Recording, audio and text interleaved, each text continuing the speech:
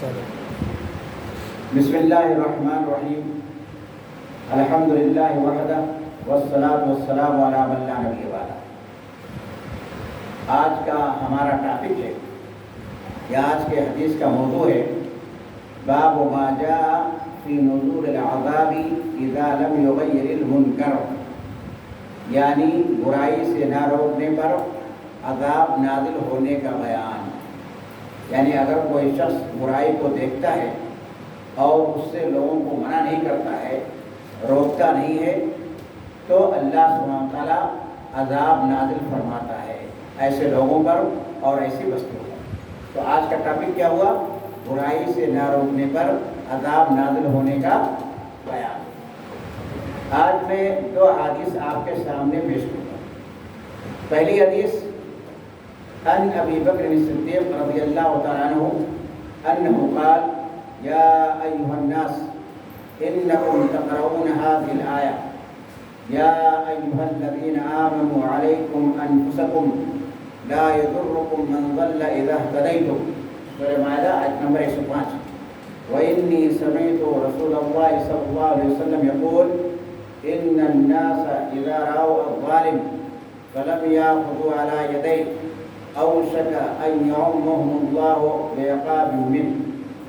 صحیح روایت ہے، اور یہ روایت ابو داؤد، ابن ماجہ اور مسند احمد میں بھی ہے۔ آج کی دوسری حدیث ہے، یہ حضرت حذیفہ بن یمان کی روایت ہے۔ ان حذیفہ بن یمان عن النبی صلی اللہ علیہ وسلم قال والذی نفسی بیدہ لتأمرن بالمعروف وَلَتَنْهَوْنَ عَنِ الْمُنْكَرِ وَلَيُوشِكَنَّ اللَّهُ أَنْ يَبْعَثَ عَلَيْكُمْ عَذَابًا مِّنْهُ فَتَدْعُونَهُ فَلَا يَسْتَجِيبُ لَكُمْ۔ علامہ البانی نے اس حدیث کو حسن قرار دیا ہے، ترمذی نے بھی حسن کہا ہے، لیکن شواہد کی بنیاد پر یہ حدیث کیا ہے؟ یہ حدیث صحیح ہے۔ تو یہ دو روایتیں میں نے آپ کے سامنے پیش کی۔ پہلی روایت حضرت ابو بکر صدیق رضی اللہ تعالیٰ عنہ کی ہے، کس کی روایت ہے؟ دوسری روایت حضرت حذیفہ بن یمان رضی اللہ تعالیٰ عنہ کی ہے۔ اب میں ان دونوں احادیث کا ترجمہ آپ کے سامنے پیش کر دیتا ہوں۔ پہلی روایت کا ترجمہ ہے، حضرت ابو بکر صدیق رضی اللہ تعالیٰ عنہ کہتے ہیں کہ لوگو تم یہ آیت پڑھتے ہو، کون سی آیت؟ یا ایھا الناس، اے لوگو، انکم تقرؤون هذه الآیہ، اس آیت کو پڑھتے ہو۔ یا ایھا الذین آمنوا علیکم انفسکم، اے لوگوں جو ایمان لائے۔ اس کو مخاطب کیا گیا؟ مسلمانوں کو، اہل ایمان کو، اے ایمان لانے والوں۔ علیکم انفسکم یعنی الزموا انفسکم، تم اپنے نفس کی فکر کرو، تم اپنے آپ کی کیا کرو؟ اپنے آپ کی فکر کرو۔ لا یضرکم من ضل اذا اہتدیتم، گمراہ ہونے والا تمہیں کوئی نقصان نہیں پہنچائے گا جب تم نے ہدایت پا لی۔ اس کے بعد وہ آگے کہتے ہیں وإنی سمعت رسول اللہ صلی اللہ علیہ وسلم یقول، اور بلا شبہ میں نے نبی کریم صلی اللہ علیہ وسلم کو یہ فرماتے ہوئے سنا ہے۔ کیا فرماتے ہوئے سنا ہے؟ ان الناس اذا رأوا الظالم، بلا شبہ جب لوگ ظالم کو دیکھیں، فلم یأخذوا علی یدیہ، اور اس کے ہاتھ کو نہ پکڑیں، یعنی لوگ ظالم کو دیکھیں اور اس کے ہاتھ کو نہ پکڑیں، اوشک ان یعمهم اللہ بعقاب منہ، تو قریب ہے یا جلد ہی اللہ سبحانہ وتعالیٰ اپنا عام عذاب ان کے اوپر نازل فرما دے۔ یہ پہلی روایت کا ترجمہ۔ دوسری روایت کا ترجمہ ہے، یہ کس کی روایت ہے؟ حضرت حذیفہ بن یمان رضی اللہ تعالیٰ عنہ کی روایت ہے۔ وہ کیا کہتے ہیں؟ وہ نبی کریم صلی اللہ علیہ وسلم سے روایت کرتے ہوئے فرماتے ہیں والذی نفسی بیدہ، یعنی قسم ہے اس ذات کی جس کے ہاتھ میں میری جان ہے۔ یعنی نبی کریم صلی اللہ علیہ وسلم اللہ سبحانہ تعالیٰ کی قسم کھا رہے ہیں، قسم ہے اس ذات کی جس کے ہاتھ میں میری جان ہے۔ لتأمرن بالمعروف،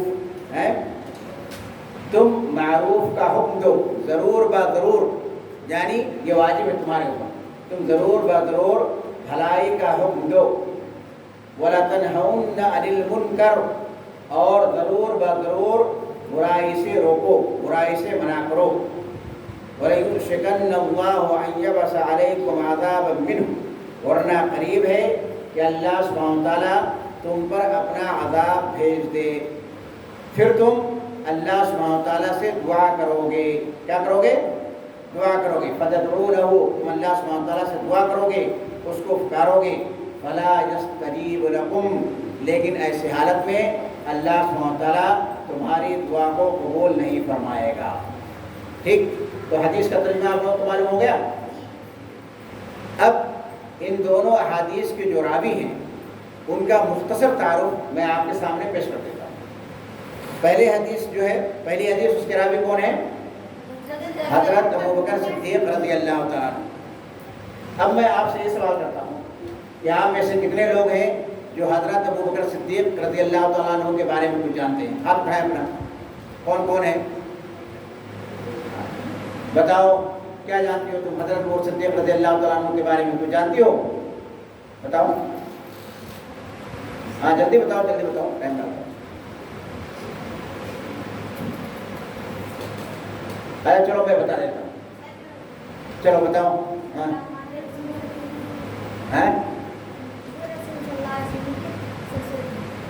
اچھا، اور کچھ؟ چلو شاباش، جی شاباش۔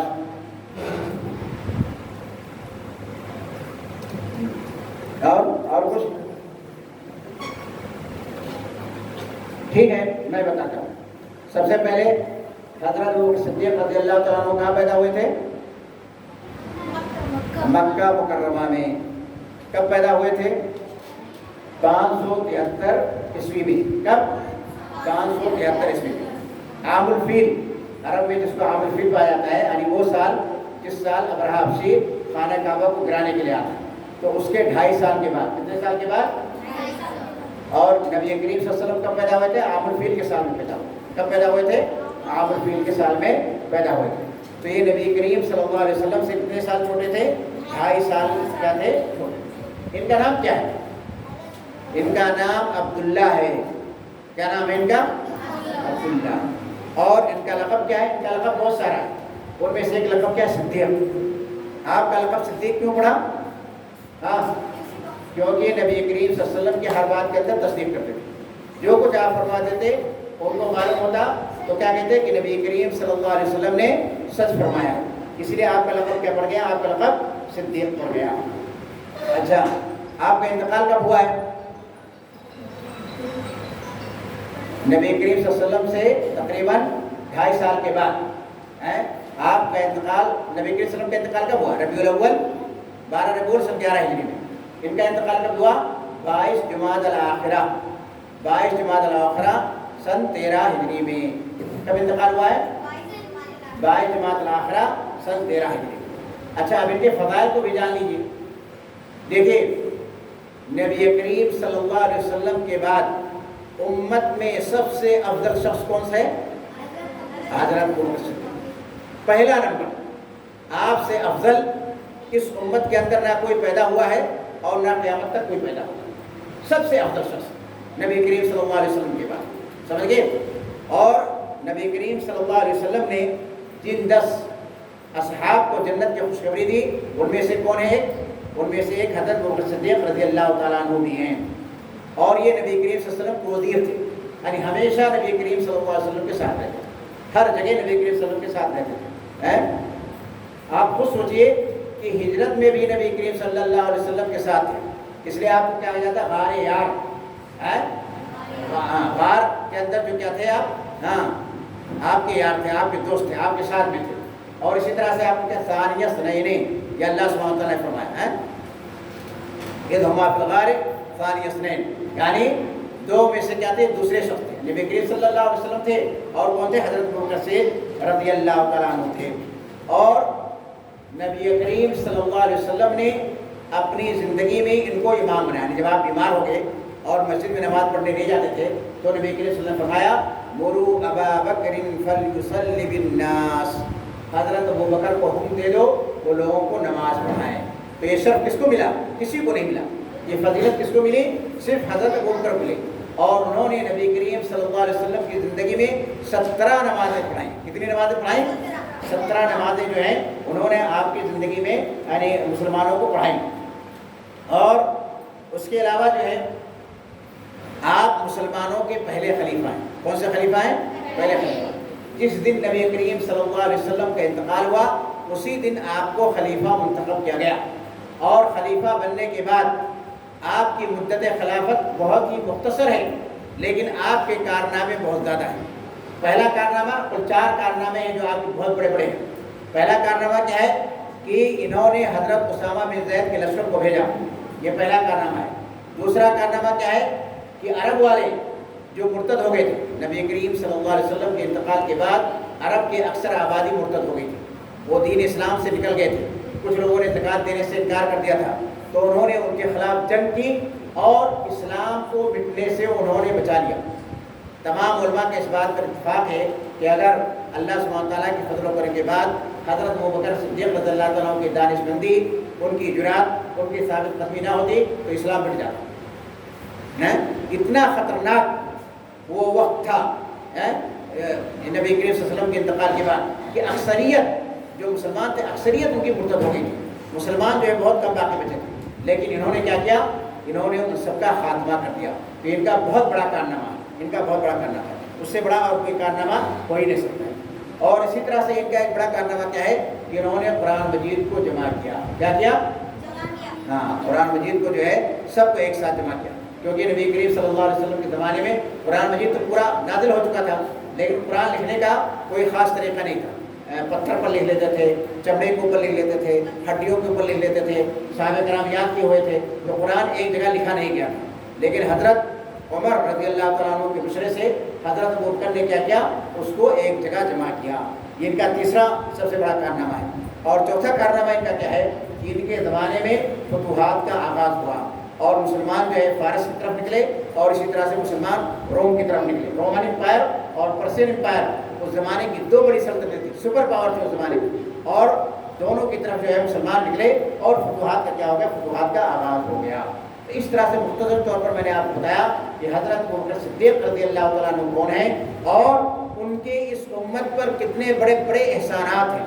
اس احسانات کو یہ امت قیامت تک نہیں چکا سکتی، قیامت تک نہیں ادا کر سکتی. انہوں نے اس امت کے اوپر اتنے زیادہ احسانات کیے اور ان کے فضائل بہت زیادہ ہیں. یہ ٹائم نہیں کہ آپ کو بتایا جائے، انشاءاللہ پھر کبھی آئندہ بتائیں گے. اس کے بعد دوسرے حدیث کے راوی کون ہیں؟ حضرت حذیفہ بن یمان رضی اللہ تعالیٰ عنہ ہیں. حضرت حذیفہ بن یمان یہ بھی بہت ہی جلیل القدر صحابی ہیں. یمان رضی اللہ تعالیٰ عنہ بھی کیا تھے؟ صحابی تھے. اور حضرت حذیفہ بھی کیا تھے؟ یہ بھی صحابی تھے. ان کی پیدائش کہاں پر ہوئی؟ ان کی پیدائش بھی مکہ مکرمہ میں ہوئی. پھر جب مسلمان ہوئے تو مدینہ ہجرت کر کے آئے اور مدینہ میں کیا کرتے تھے؟ وہاں پر رہتے تھے. اور بدر کو چھوڑ کر کے نبی کریم صلی اللہ علیہ وسلم کے ساتھ تمام غزوات میں کیا ہوئے؟ تمام غزوات میں شریک ہوئے. ان کو کیا کہا جاتا ہے؟ ان کو صاحب سر رسول اللہ صلی اللہ علیہ وسلم کہا جاتا ہے، یعنی نبی کریم صلی اللہ علیہ وسلم کی راز کی حفاظت کرنے والے. کیوں کہا جاتا ہے ایسا؟ نبی کریم صلی اللہ علیہ وسلم کے راز کو جاننے والے کیوں کہا جاتا ہے؟ کیونکہ نبی کریم صلی اللہ علیہ وسلم نے اپنی زندگی میں صرف حضرت حذیفہ کو منافقین کا نام بتایا تھا بس، اور کسی صحابی کو نہیں بتایا تھا. اور انہوں نے نبی کریم صلی اللہ علیہ وسلم کے راز کی کیا کی؟ حفاظت کی. اس لیے وہ کہا جاتا ہے کاتب سر رسول اللہ صلی اللہ علیہ وسلم اور صاحب سر رسول اللہ صلی اللہ علیہ وسلم. حضرت عمر کا جب زمانہ آیا تو حضرت عمر نے ان کو کیا کیا؟ ان کو مدائن کا گورنر بنایا. کہاں کا گورنر بنایا؟ مدائن کا گورنر بنایا. یہ وہاں کے کیا تھے؟ یہ وہاں کے حاکم تھے. اور ان کا انتقال کہاں پر ہوا؟ وہیں مدائن میں ہوا. کب؟ 36 ہجری کے اندر. کب انتقال ہوا تھا ان کا؟ 36 ہجری کے اندر. تو اس طرح سے آپ کو معلوم ہو گیا کہ آج کے ہمارے درس کا ٹاپک کیا ہے، اس کا موضوع کیا ہے. آپ کو دونوں احادیث معلوم ہو گئی. ان دونوں احادیث کے راویوں کے بارے میں مختصر طور پر آپ کو معلوم ہو گیا. اب میں ان دونوں احادیث کی مختصر طور پر شرح کر دیتا ہوں. پہلی حدیث جیسا کہ میں نے آپ کو بتایا حضرت صدیق رضی اللہ تعالیٰ عنہ کی ہے. وہ کہتے ہیں کہ اے لوگوں، تم لوگ اس آیت کو پڑھتے ہو. کون سی آیت؟ سورہ مائدہ کی آیت نمبر 105. کیا ہے وہ؟ یا ایھا الذین آمنوا علیکم انفسکم. یا ایھا الذین آمنوا یعنی اے لوگوں جو ایمان لائے. اب ایمان کس کو کہتے ہیں؟ ایمان کس چیز کا نام؟ ایمان نام ہے زبان سے اقرار کرنے کا، ہے اشہد ان لا الہ الا اللہ و اشہد ان محمد رسول اللہ، لا الہ الا اللہ محمد رسول اللہ۔ تو ایمان کے لیے ضروری ہے کہ آدمی کیا کرے، زبان سے اقرار کرے، زبان سے زور زور سے کہے، یہ نہیں کہے کہ ہم نے کہہ لیا ہے، تو زبان سے اقرار کرنا۔ دوسرا کیا ہے، التصدیق بالجنان، دل سے کیا کرنا، تصدیق کرنا۔ ہاں، زبان اور دل کے اندر کیا ہونی چاہیے، موافقت ہونی چاہیے، یہ نہیں کہ زبان سے کچھ کہے اور دل سے کچھ کہے، نہیں۔ تو زبان سے اقرار کرنا، دل سے تصدیق کرنا، یہ ایمان کا نام۔ اور تیسری چیز کیا ہے، ایمان کے اندر تین چیزیں ہیں۔ تیسری چیز کیا ہے، والعمل بالجوارح، جوارح یعنی اعضاء، یعنی ہاتھ ہو گیا، زبان ہو گیا، پیر ہو گیا، تو اعضاء کے ذریعے سے کیا کریں گے آپ، عمل کرنا، یعنی عمل بھی کیا ہے، عمل بھی ایمان کا جز ہے، اس کے اندر کیا ہے، اس کے اندر داخل ہے۔ تو یہاں پر خطاب کس سے کیا اللہ سبحانہ تعالیٰ نے، کس کو مخاطب کیا اللہ تعالیٰ نے، مسلمانوں کو، ایمان والوں کو۔ کیا کہا، یا ایھا الذین آمنوا، اے ایمان لانے والوں، یعنی جنہوں نے اللہ اس کے رسول کی تصدیق کی ہے، جو ہمارے اوپر ایمان لائے ہیں۔ تو کیا اللہ تعالیٰ کہہ رہا ہے، علیکم انفسکم، علیکم یہ عربی زبان کا لفظ ہے، یعنی الزموا، لازم پکڑو، لازم پکڑو، انفسکم اپنے نفسوں کو، کیا اپنے نفسوں کو لازم پکڑو، کس چیز سے لازم پکڑو، اس کے بارے میں اللہ تعالیٰ نے فرمایا الزموا حفظ انفسکم عن المعاصی، عن المعاصی، ٹھیک ہے، کہ اپنے گناہوں کو، اپنے نفسوں کو کیا کرو، گناہوں سے محفوظ رکھنے کو لازم پکڑو، لازم جانا فرض ہے تمہارے اوپر، ٹھیک ہے، یعنی ہر مسلمان کے اوپر فرض ہے، ہر صاحب ایمان کے اوپر فرض ہے، جو اپنے آپ کو کیا کرے، گناہوں سے بچائے، گناہوں سے کیا کرے، حفاظت فرمائے، کسی بھی طرح کا کوئی بھی گناہ نہ کرے، چھوٹا گناہ بھی نہ کرے اور بڑا گناہ بھی نہ کرے، یہ اللہ تعالیٰ کا فرمان، علیکم انفسکم لا یضرکم من ضل اذا تدیتم۔ تو اگر تم لوگوں نے اپنے آپ کو گناہوں سے محفوظ رکھا، گناہوں سے یعنی بچائے رکھا، تو کیا ہے، لا یضرکم، تو تم کو نقصان نہیں پہنچائے گا، من ضل، جو گمراہ ہو گیا، یعنی جو گمراہ ہو گیا، بہت سارے لوگ گمراہ ہو جاتے ہیں، گمراہ ہوتے کہ نہیں گمراہ ہوتے ہیں، بہت سارے لوگ ظلم کرتے ہیں، کسی کا مال کھا لیا، کسی کا پیسہ ہڑپ کر لیا۔ کتنے مسلمان ہیں آج کے زمانے میں جو نماز ہی نہیں پڑھتے ہیں، جو روزہ ہی نہیں رکھتے ہیں، جو صدقہ خیرات ہی نہیں کرتے ہیں، جو زکوٰۃ نہیں دیتے ہیں، جو حج کرنے نہیں جاتے ہیں، جو عمرہ نہیں کرتے ہیں، جو ذکر و اذکار نہیں کرتے ہیں، جو قرآن کی تلاوت نہیں کرتے ہیں، اور کتنے مسلمان ہیں۔ کتنے شرم کی بات ہے کہ بہت سارے مسلمان قرآن پڑھنا جانتے ہی نہیں۔ شرم کی بات ہے کہ نہیں شرم کی بات ہے؟ ایک مسلمان کے لیے بہت بڑی محرومی ہے جو قرآن مجید کو پڑھنا نہ جانے۔ کتنے مسلمان ہیں جو اپنی لڑکیوں کا حق مار کے کھا جاتے ہیں، لڑکیوں کو وراثت کے اندر ان کا حصہ نہیں دیتے ہیں، جو سراسر حرام ہے۔ کتنے مسلمان ہیں جو کیا کرتے ہیں، حرام کمائی کرتے ہیں۔ تو بہت سارے گناہ ہیں۔ تو لا یضرکم، تو تم کو نقصان نہیں پہنچائے گا اگر کوئی شخص گمراہ ہو جاتا ہے اور گمراہ ہو کر کے کیا کرتا ہے، غلط کام کرتا ہے۔ اذا اهتدیتم، لیکن شرط کیا ہے، جب تم لوگ کیا ہو، ہدایت پر ہو، جب تم نے ہدایت پائی۔ اب کوئی آدمی اس آیت کو پڑھتا ہے تو اس کے یعنی سمجھ کے اندر یہ بات آتی ہے، آدمی یہ خیال کرتا ہے کہ اگر آدمی نے اپنے آپ کی اصلاح کر لی، اپنے گھر کی اصلاح کر لی، وہ نیک کام کرتا ہے، اچھا کام کرتا ہے، اور دوسرے لوگ برے کام کرتے ہیں، اب برے کام سے ان کو نہیں روکتا ہے تو اس کو کوئی نقصان نہیں ہوگا۔ اس آیت کا مطلب تو یہی سمجھ میں آتا ہے نا کہ نہیں ہے؟ اس آیت سے کیا سمجھ میں آتا ہے کہ اگر کوئی آدمی برا کام کرتا ہے تو اس کو روکنا ضروری نہیں ہے، اس کو روکنا کیا ہے، ضروری نہیں ہے، اور اس کے برے کام کرنے سے آپ کو کوئی نقصان بھی نہیں ہوگا۔ تو حضرت ابوبکر نے سمجھا کہ جب لوگ اس آیت کو پڑھیں گے تو یہ غلط معنی نکال لیں گے، اور جب غلط معنی نکال لیں گے تو کیا ہو جائیں گے، تباہ و برباد ہو جائیں گے۔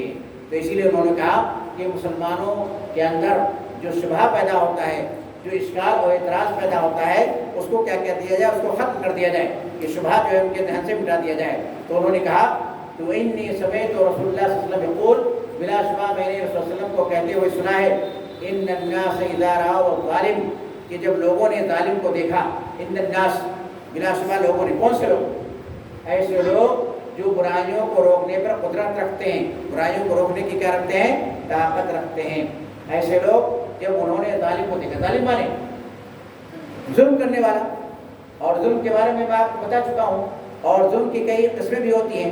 ظلم کا لفظی معنی کیا ہے، ڈکشنری کے اندر اس کا معنی تاریکی ہے، یہ کیا ہے، یہ نور کا اپوزٹ ہے، نور کا اپوزٹ ہے، یعنی جہاں روشنی ہوتی ہے وہاں تاریکی نہیں ہوتی ہے، جہاں تاریکی ہوتی ہے وہاں پر کیا ہوتی ہے، روشنی نہیں ہوتی ہے۔ تو یہ نور کا کیا ہے، نور کا اپوزٹ ہے۔ اور ظلم جو ہے یہ بہت بڑا گناہ ہے، گناہ کبیرہ ہے۔ اور ظلم کئی طرح کا ہوتا ہے۔ ظلم کیا ہوتا ہے؟ کئی طرح کا ہوتا ہے، جو میں نے آپ کو بتایا۔ کوئی بھی گناہ، اگر انسان کوئی بھی گناہ کرتا ہے وہ کیا ہے؟ وہ ظالم ہے، وہ ظلم ہے، ٹھیک ہے۔ فَلَمْ يَأْخُذُوا عَلَىٰ يَدَيْهِ، جب ظالم کو دیکھا انہوں نے، کوئی بھی ظلم کر رہا ہے، کوئی بھی نافرمانی کر رہا ہے، اور اس کے ہاتھ کو انہیں نہیں پکڑا، تو کیا مطلب ہاتھ کو پکڑنا؟ یعنی انہوں نے اس کو ظلم سے نہیں روکا۔ لم يكفوه عن الظلم، اس کو ظلم سے نہیں روکا۔ اب ظلم سے کیسے روکو گے؟ یا تو اس کو سمجھا کر کے روکو گے، یا اگر آپ کے پاس طاقت ہے تو طاقت کا استعمال کر کے روکیں گے، یعنی قول کے ذریعے سے روکیں گے، یا کس کے ذریعے سے؟ فعل کے ذریعے سے روکیں گے۔ اور آپ جانتے ہیں یہ شخص نماز نہیں پڑھتا ہے تو ظالم ہے کہ نہیں ظالم؟ جو روزہ نہیں رکھتا وہ ظالم ہے کہ نہیں ظالم؟ جو اپنے بچوں پر، اپنی بیویوں پر ظلم کرتا ہے وہ ظالم ہے کہ نہیں ظالم؟ جو شراب پیتا ہے وہ ظالم ہے کہ نہیں ظالم؟ ظالم ہے۔ تو آپ کو یہ سب چیزیں معلوم ہیں، اس کے باوجود آپ اس کو روکتے نہیں ہیں، تو اب کیا ہوگا؟ اوشکا، اوشکا مانے قریب ہے یا جلد ہی، ایعمہم اللہ بعقاب منہ، کہ اللہ سبحانہ وتعالیٰ کیا کرے گا؟ اپنی طرف سے ان سب کو عام عذاب میں مبتلا کرے گا، یعنی جو گناہ کرتے ہیں وہ بھی، اور جو گناہ نہیں کرتے ہیں، گناہ کے اوپر کیا کرتے ہیں؟ خاموش رہتے ہیں، نیک انسان ہیں، ان کو بھی کیا کرے گا اللہ سبحانہ وتعالیٰ؟ ان کے اوپر بھی عذاب نازل فرمائے گا۔ وَاتَّقُوا فِتْنَةً لَا تُصِيبَنَّ الَّذِينَ ظَلَمُوا مِنكُمْ خَاصَّةً، یعنی اگر کچھ لوگ سماج و معاشرہ کے اندر بہت ہی اچھے ہیں، بہت ہی نیک ہیں، سب صالح کام کرتے ہیں، لیکن بھلائی کا حکم نہیں دیتے ہیں اور برائی سے روکتے نہیں ہیں، تو جب عذاب آئے گا تو وہ بھی کیا ہوں گے؟ عذاب کے اندر مبتلا ہوں گے، ان کو بھی اللہ سبحانہ تعالیٰ کیا کرے گا؟ ان کو بھی اللہ سبحانہ تعالیٰ عذاب دے گا۔ دوسری حدیث کی بھی شرح کر دیتا ہوں مختصر سی۔ دوسری حدیث کس کی ہے؟ میں نے بتایا حذیفہ بن یمان رضی اللہ تعالیٰ عنہ کی۔ وہ نبی کریم صلی اللہ علیہ وسلم سے روایت کرتے ہوئے کہتے ہیں کہ آپ نے فرمایا والذی نفسی بیدی، قسم ہے اس ذات کی جس کے ہاتھ میں میری جان۔ کس کی قسم کھائی نبی کریم صلی اللہ علیہ وسلم نے؟ اللہ تعالیٰ کی۔ تو کیا معلوم ہوا کہ صرف اللہ سبحانہ تعالیٰ کی قسم کھانی جائز ہے، اور اس کے علاوہ مخلوق کی قسم کھانی جائز نہیں ہے۔ اور آج کل لوگ کیا کرتے ہیں؟ ممی پاپا کی قسم کھاتے ہیں۔ یہ کیا ہے؟ یہ شرک اصغر ہے۔ من حلف بغیر اللہ فقد اشرک، جو اللہ کے علاوہ کسی دوسرے کے نام سے قسم کھاتا ہے وہ شرک کرتا ہے۔ لیکن یہ کیا؟ شرک اصغر ہے، اس سے بھی تمام اعمال رائگاں و برباد ہو جاتے ہیں، اور آج کل فیشن چل گیا ہے۔ تو کسی بھی انسان کا قسم کھانا، چاہے پرائم منسٹر ہو، پریسیڈنٹ ہو، آپ کے باپ ہوں، یا آپ اپنا، یا آپ کے والدہ ہوں، کسی بھی انسان کے، کسی بھی مخلوق کی قسم کھانا یہ جائز نہیں ہے۔ یہاں تک کہ کعبہ کی بھی قسم کھانا جائز نہیں ہے۔ ہاں قرآن کی قسم کھا سکتے ہیں، کیونکہ قرآن جو ہے مخلوق نہیں ہے، بلکہ قرآن کیا ہے؟ اللہ تعالیٰ کا کلام ہے۔ تو معلوم ہو گیا ہے نا؟ تو آپ لوگ اپنے گھر والوں کی قسم تو نہیں کھاتے ہیں، آپ لوگ اپنے ممی پاپا کی قسم تو نہیں کھاتے ہیں نا۔ دیکھیے نبی کریم صلی اللہ علیہ وسلم نے کس کی قسم کھائی؟ اللہ تعالیٰ کی قسم کھائی ہے۔ لہذا آپ لوگ کس کی قسم کھائیں گے؟ صرف اللہ سبحانہ تعالیٰ کی قسم کھائیں گے۔ والذی نفسی بیدی، یعنی قسم ہے اس ذات کی جس کے ہاتھ میں میری جان ہے، یعنی اللہ سبحانہ تعالیٰ ہی جان دینے والا ہے، اللہ سبحانہ تعالیٰ ہی کیا ہے؟ مارنے والا ہے، اللہ سبحانہ تعالیٰ کیا ہے؟ دلانے والا ہے نا۔ ابھی میں آپ لوگوں کو بتا دوں، ابھی ہماری اہلیہ محترمہ بہت زیادہ بیمار ہو گئی تھی، علی گڑھ میں اس کا علاج ہی نہیں کیا، ہم لوگ ان کو لے کر کے گئے وہاں دہلی میں صفدر جنگ ہاسپٹل میں۔ تو صفدر جنگ ہاسپٹل میں جو ہے، اب سرکاری ہاسپٹل میں بہت تحقیق کرتے ہیں سب کارروائی کرنے کے اندر، ہم لوگ جمعرات پہنچ گئے تھے۔ ان کا جو خاص ہاسپٹل تھا وہ ہیمٹولوجی ڈپارٹمنٹ تھا، لیکن ایمرجنسی کے تھرو جانا تھا، وہ لوگ 24 گھنٹہ لگا دیے، بہت تاخیر ہو گئی، اور اس میں کیا ہو گیا؟ بلیڈنگ وغیرہ بھی ہو گئی تھی سر کے اندر، پوری جسم کے اندر۔ اب ہم لوگ جب وہاں پہنچے تو ڈاکٹر نے کہا کہ بچیں گی نہیں، بہت مشکل کام ہے۔ ہاں اب آپ لوگ جو ہے ان کی زندگی کے بارے میں مت سنو، لیکن ہم لوگوں نے کہا کوئی بات نہیں، آپ لوگ علاج کیجیے، اللہ تعالیٰ زندگی دینے والا ہے، اور الحمدللہ اللہ تعالیٰ نے کیا کہ زندگی دی، اور وہ کیا ہو گئی؟ بچ گئی۔ تو جان کس کے ہاتھ میں ہے؟ اللہ سبحانہ تعالیٰ کے ہاتھ میں ہے، اللہ سبحانہ تعالیٰ کے ہاتھ میں۔ تو والذی نفسی بیدی لتأمرن بالمعروف، اب یہاں پر نبی کریم صلی اللہ علیہ وسلم فرما رہے ہیں کہ تم ضرور بضرور بھلائی کا حکم دو، نیک کام کرنے کا حکم، یعنی ہر شخص کے اوپر کیا ہے؟ اپنی طاقت کے حساب سے فرض، لا یکلف اللہ نفسا الا وسعها، ولا تنہون عن المنکر، اور ضرور بضرور برائی سے کیا کرو؟ برائی سے منع کرو۔ تو یہ بھی فرض ہے، لیکن فرض کی دو قسمیں ہوتی ہیں۔ فرض کی کتنی قسمیں ہوتی ہیں؟ دو قسمیں ہوتی ہیں۔ ایک کیا ہوتا ہے؟ فرض عین ہوتا ہے، اور ایک کیا ہوتا ہے؟ فرض کفایہ۔ فرض عین کس کو بولتے ہیں؟ جو ہر شخص کے اوپر کیا ہو واجب. اور فرض کفایہ کس کو بولتے ہیں؟ اگر ان میں سے کوئی ایک جماعت کچھ لوگ کر لیں تو دوسرے لوگوں سے وہ چیز کیا ہو جائے گی؟ دوسرے لوگوں سے ثابت ہو جائے گی، دوسرے لوگوں کو وہ چیز کیا ہوگی؟ فرض نہیں ہوگی. تو یہ امر بالمعروف والنہی عن المنکر یعنی بھلائی کا حکم دینا اور برائی سے روکنا یہ بھی فرض ہے. لیکن یہ کیا؟ یہ فرض کفایہ ہے. یعنی معاشرے کے اندر، ہمارے سماج کے اندر، ہمارے گھر کے اندر، ہر محلے کے اندر کچھ لوگوں کو ایسا ہونا چاہیے جو لوگوں کو بھلائی کا حکم دیں اور برائی سے کیا کریں؟ برائی سے روکیں. تو نبی کریم صلی اللہ علیہ وسلم نے فرمایا کہ تم بھلائی کا حکم دو، برائی سے روکو، ورنہ کیا ہوگا؟ وَلَيُوشِكَنَّ اللَّهُ أَن يَبْعَثَ عَلَيْكُمْ عَذَابًا مِّنْهُ فَتَدْعُونَهُ فَلَا يَسْتَجِيبُ لَكُمْ کہ ورنہ اللہ سبحانہ وتعالیٰ کیا کرے گا؟ اللہ سبحانہ وتعالیٰ جلد ہی، یا اللہ سبحانہ وتعالیٰ کیا کرے گا؟ قریب ہے کہ اللہ تعالیٰ تم پر اپنا عذاب بھیج دے. یعنی جو قوم یا جو معاشرہ امر بالمعروف والنہی عن المنکر سے کیا کرتا ہے؟ غفلت برتتا ہے، اس کے اندر کوتاہی کرتا ہے، تو یہ کیا ہوتا ہے؟ اس سے اللہ تعالیٰ کا عذاب نازل ہوتا ہے. کیا ہوتا ہے؟ اللہ تعالیٰ کا عذاب نازل ہوتا ہے.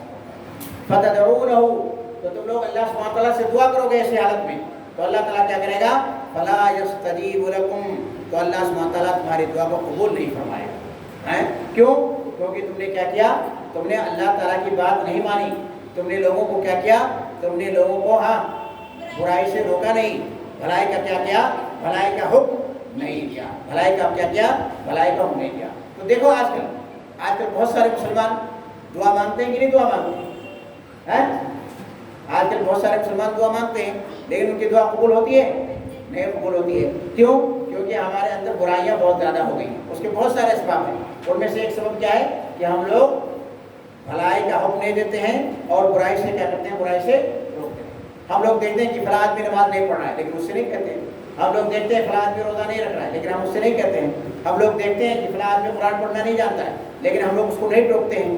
تو خود اپنے گھروں کے اندر بھی ہم لوگ اس کا اہتمام نہیں کرتے ہیں. اس لیے اللہ سبحانہ تعالیٰ کیا کرتا ہے؟